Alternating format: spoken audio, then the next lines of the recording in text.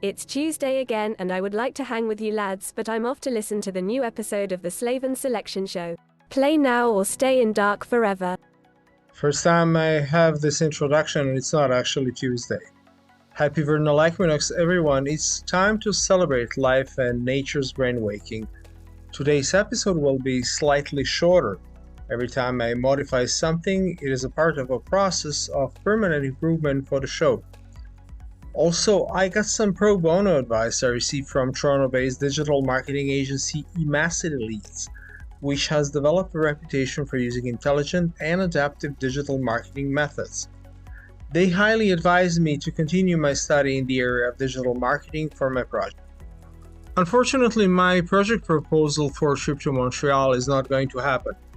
If you didn't know, there will be a total solar eclipse in Montreal on April 8th, so let us honor the sun by learning about legendary ancient Inca astronomy. Easter is coming early this year on March 31st, so this episode is early as well. The Easter Bunny and the equinox have a long-standing symbolic link. The Easter Bunny, a symbol of fertility and new life, has its beginnings in pagan traditions where rabbits were associated with spring and fertility due to their high reproductive rate. What Easter is to Westerners, the Inti Raymi festival was to Incas. In Inca mythology, the rabbit is related with a narrative that explains their lunar markings. According to legend, the gods were taunting the moon and flung a rabbit at its face, creating a mark on its surface. This folklore regulating marriage, fertility, and the menstrual cycle. So Mamaquilla was regarded indispensable for estimating time and the Inca calendar, as many rites were dependent on lunar cycles. But let's get back to sun. The Inti Raymi festival, also known as the Festival of the Sun, was established by the Inca Pachacutec in the decade of 1430 AD. This festival was celebrated every year during the winter solstice to honor the sun god Inti. The festival was a significant celebration in the Inca Empire involving feasting, dances, music, and animal sacrifices to thank Inti for this year's harvest and seek blessings for the upcoming one. The festival was once forbidden due to being considered pagan, but has now become a cultural highlight, bringing together thousands of people, including artists and tourists from around the world. During Inti Raymi, more than 800 performers dressed in Inca attire reenact scenes from Inca history at locations like the Temple of Quirachanca, Sagasiuman Archaeological Park, and the Plaza de Armas of Cusco. Also, the festival symbolized the mythical origins of the Andean people and their connection with their leader, the Sapa Inca. Inti Raymi was a time for gratitude towards Inti for the harvest, appreciation for earthly gifts, and cultural unification within the empire. The festival lasted about 10 days during Inca times and attracted thousands of people from different regions of the empire to witness its grandeur. So, history, there's a little bit to say about it. I don't think it's too much to suggest that the sun is central to the Incas' worldview. So, Carmen Bernard, a French anthropologist, historian, and Latin Americanist, wrote the book The Incas, People of the Sun. She is well known for her research on the history of the New World and Latin America, particularly the Inca civilization. And I have something to emphasize. You will notice a lot of French people here. French interest in the Inca civilization has historical roots and continues to captivate scholars and enthusiasts. The French economist and historian Louis Badon extensively studied the Inca Empire. It should be mentioned that Patrice Lecoq is a prominent figure in the field of Andean studies and pre-Columbian civilizations. He has been involved in various archaeological projects and research related to the Inca civilization. Patrice Lecoq has served as a research associate at the French Institute of Andean Studies in Bolivia and has directed archaeological projects focused on the Inca civilization. Also, there is Éric Taladoire and Jean-François Bouchard. So, Carmen performed field service among Andean communities in Argentina, Peru, and Ecuador. She has written several important works which has been translated into a number of languages. Bernal lectures at Paris Nanterre Université and is a member of several academic organizations. In addition, she has co-authored works with Serge Gruzinski and Catherine Escrive on Inca civilization, a book titled Viracocha, le père du soleil Inca, or Viracocha, the father of the Inca sun. Even if you're not familiar with every Latin and Mesoamerican ancient civilization, you've probably heard of Machu Picchu and the Temple of the Sun. The Incas worshipped a variety of gods, including Inti, the sun god. Also, there's a Viracocha, as I have said, and also Chuquilla, the god of thunder. And what is very important in Inca astronomy was Intihuatana stone, acting as more than just a sophisticated sundial. To the Incas, it was a sacred thing and a tangible link to their deities. The Intihuatana stone was considered to hitch the sun at the two equinoxes, March 21st and September 21st, with the sun squarely above it and casting no shadow due to its 13-degree inclination. This perfect alignment proved the Incas' advanced astronomical skills and strong connection to celestial events. The Intihuatana stone served as both as an astrological device and a holy and ritual stone, being used in ceremonies to ensure abundant harvest, prosperity, and balance in their world. And it was a big rectangular piece of stone with a flat top and intricately carved decorations. It was around 4 feet tall and constructed of granite, which is known for its toughness and resistance to weathering. The stone, located on a high elevation within the city, could catch the sun rays at various times of day and throughout the year. Its name, which comes from the Quechua language, refers to hitching post of the sun, and reflecting the Inca idea that it could tie down the sun and keep it from wandering too far away from the earth. It was used by Inca's priests to make astronomical observations, notably of the sun, and it was perfectly aligned with the sun's position at major celestial events such as the equinoxes. Historians also believe that the Intihuatana held spiritual and cultural significance for the Incas, functioning as a place of prayer within the Temple of the Sun and playing a significant role in Inca religious practices. The Inca believed that injuring or destroying the Intihuatana stone, a sacred stone, would result in catastrophic results. The Inca's empire topography had a significant impact on culture, society, and civilizational expansion. The Inca Empire Stone spanned around 2,400 miles along South America's western coast. The empire was wide and diversified, containing territories with distinct geographical characteristics that influenced many elements of Inca life. The empire is separated into three major geographical regions: mountains, jungle, and desert. The Andes Mountains were central to the Inca civilization, running north to south and dominating their society. The mountain peaks were worshipped as gods, and the rock terrain provided natural barriers that shaped the empire's borders and defense strategies. The Incas built bridges across deep gorges using sturdy vines for efficient transportation with their empire. In the jungle, on one side of the Andes lay the Amazon jungle, and then there is a coastal desert between the mountains and the Pacific Ocean lie, a coastal desert that provides a natural barrier for the empire. And this desert region was home to fertile strips where small rivers and streams allowed for agriculture despite its arid nature. The Incas' empire geography influenced their agricultural practices, architectural achievements, societal structure, and expansion strategies. Machu Picchu, a 15th century Inca citadel located in the eastern Cordilleras of southern Peru, high above in the mountain ridge, holds immense historical and archaeological significance. Was rediscovered in 1911 by explorer Hiram Bingham. The ruins of Machu Picchu offer a captivating glimpse into the Inca Empire cultures and architectural prowesses set amidst the stunning scenery of the Andes Mountains. Visitors can explore various structures within Machu Picchu, including the Temple of the Sun, the Intihuatana Stone, the Temple of the Three Windows, and the Palace of the Incas. Unlike the Roman Empire, when all highways led to Rome, the Incas' empire roadways converged principally at Cusco, its capital city. The Quapacnan road network connected Cusco to many sections of the empire, including Ecuador, Bolivia, Peru, Chile, and Argentina. The Inca road system was critical for communication, trade, and military operations throughout the empire.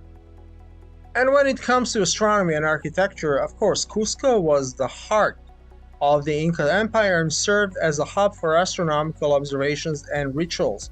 The city had multiple historical observatories where the Incas studied the heavens, established constellations, and monitored seasonal changes. Inca astronomy was like really strongly linked with their society and worldview, affecting agriculture techniques, religious beliefs, and architectural designs. The Incas employed astronomy to determine seasonal shifts, solstices, and the best times for agricultural tasks such as planting and harvesting. Many sacred sites in Cusco were geodatically aligned with astronomical events, demonstrating the intimate relationship between astronomy and construction in Inca civilization. The Atacama Desert is one of the most important parts of the Inca Empire today. This is where many eyes and ears are watching and listening up at the sky. I'm talking about a cluster of observatories which now stands up atop a high Atacama Desert, the driest non-polar desert in the world. Its plateau that was originally part of the Inca Empire, and several agencies today operate observatories there in the Atacama Desert. It's the European Southern Observatory, which runs the Paranal Observatory, and then there's the Atacama Large Millimeter Array, ALMA, and there's also collaboration effort between the European Southern Observatory, the National Astronomical Observatory of Japan, and the National Radio Astronomy Observatory of the United States. The Atacama Desert in what is today Chile holds historical significance in relation to the Inca Empire. The Inca Empire, under the rule of Emperor Topa Inca Yupanqui, conquered the Atacama people during the 15th century. The Inca regime constructed roads from the Salar de Atacama to what is now northeast Argentina, showcasing their influence in the region. The social orders, customs, and religious practices by the Incas, including the Inca sun cult and the Inca civilization, left a lasting impact on the Atacama region through their road construction and cultural exchanges. Also, the desert has also been a site of archaeological discoveries related to Inca relics and calendars. Scientists have found stone calendars known as saiwas. They're highlighting their presence of Inca astronomical knowledge and cultural practices in this arid region. Also, the Inca Road, known as Capacnan, traversed the Atacama Desert, facing challenges due to desert arid nature with limited sedentary populations, agricultural potential, and water sources. The road in the Atacama Desert was primarily established to connect Inca administrative centers rather than dense local populations.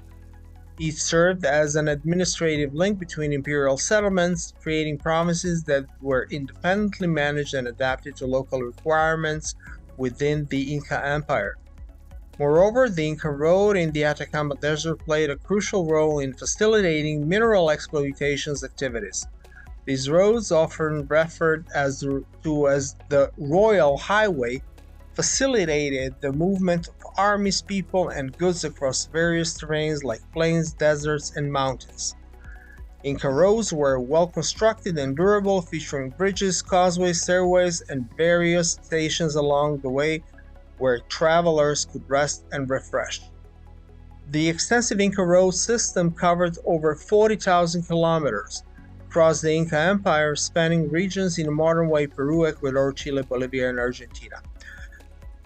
So, The Incas utilized a decimal numeric system for their numerals, comparable to our current system. Their number system was based on 10, and they understood the notion of zero. The Incas mastered arithmetic operations such as addition, subtraction, multiplication, and division, which were essential for duties such as bookkeeping, administration, and measuring in their centralized system. They used quipus and yupanas for mathematical calculations and record keeping. They did not have a written language but used quipas instead. The Inca civilization in Peru had a profound connection to astronomy, considering its crucial aspect of the culture. They were unique in defining constellations of light and darkness, attributing purposes to stars and constellations. Perhaps the most attention was paid to dark spots in the sky. In Inca astronomy, dark spots were not gaps in space, but rather dark portions of the Milky Way caused by gas and dust. The Inca saw these black patches as active constellations that represented live animals. These locations were guided part of the Milky Way, which the Incas saw as a river where animals lived. They discovered constellations of animals within these dark areas, assigning life and importance to these celestial formations. They believed that everything in their world was interconnected, with the sky playing a significant role in their daily lives.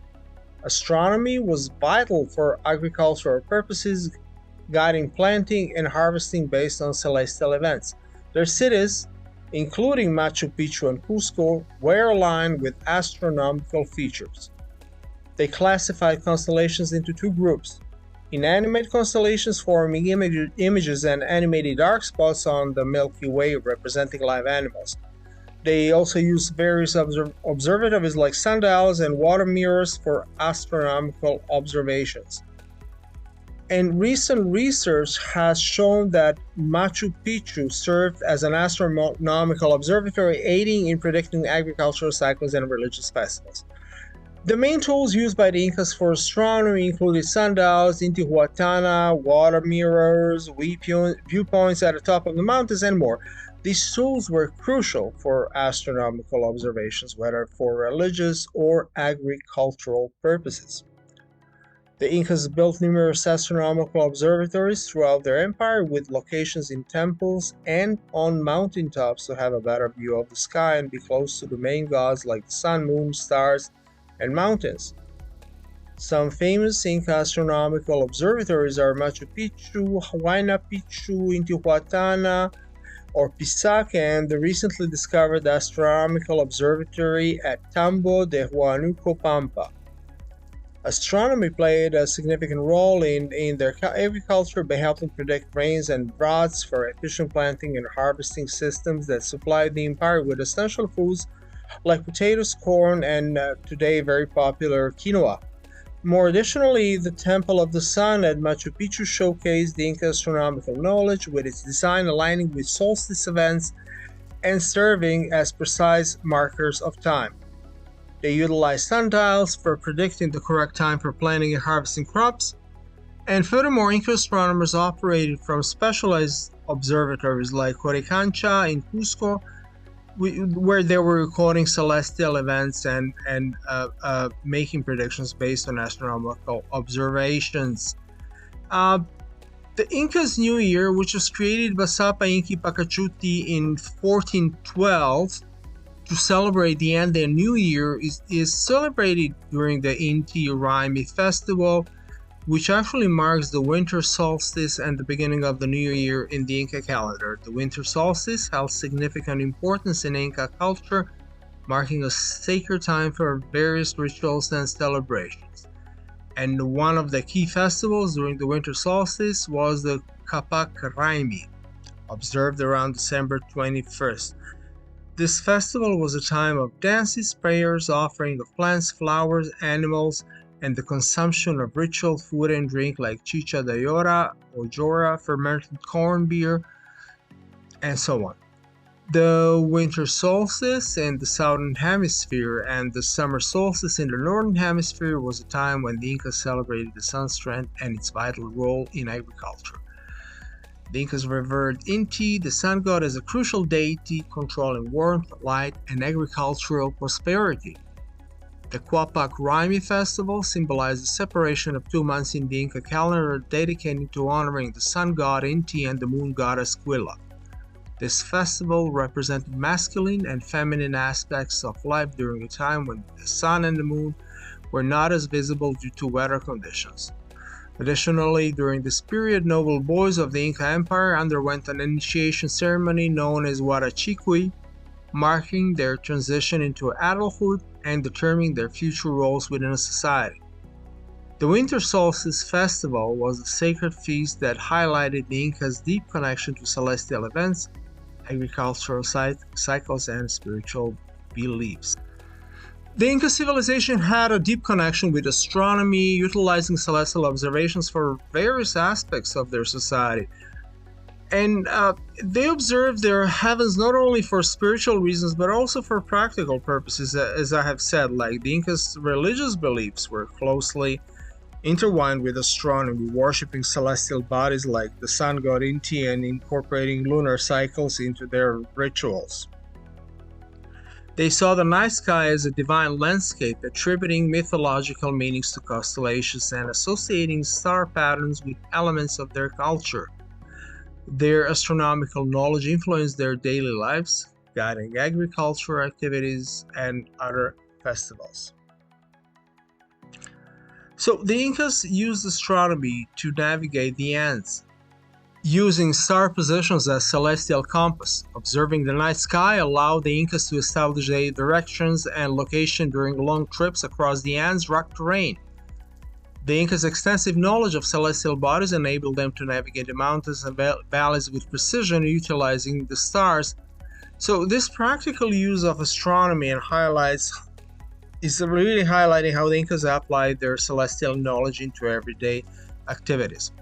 And the clash between the Spanish and Inca orders was perceived by the Incas as the disruption of both human and cosmic bodies. The Spanish conquest brought about a transformation in Inca cosmology, impacting the traditional beliefs and practices related to astronomy and the understanding of the cosmos. Despite the upheaval caused by the conquest, certain principles that governed the relationship between the body and the cosmos in Inca cosmology persisted in the Indian culture. The Inca astronomical practices, which were sophisticated and involved structures like solar observatories, were disrupted by the arrival of the conquistadors, leading to a shift in how the Incas interacted with celestial phenomena. The Incas, who had a sophisticated astronomical system intertwined with their religious beliefs, saw the astronomical knowledge and rituals altered or suppressed under Spanish colonial rule. The clash between the Spanish and Inca orders was experienced by the Incas as a disruption of both human and cosmic bodies, leading to a reordering of their traditional cosmological beliefs. Dear crowd, enjoy the glorious sun outside, and more importantly, the one inside of you. Oh, glorious sunshine. I haven't decided what I'm going to explore the next time yet, but as usual, until next time, stay selective. Bye-bye.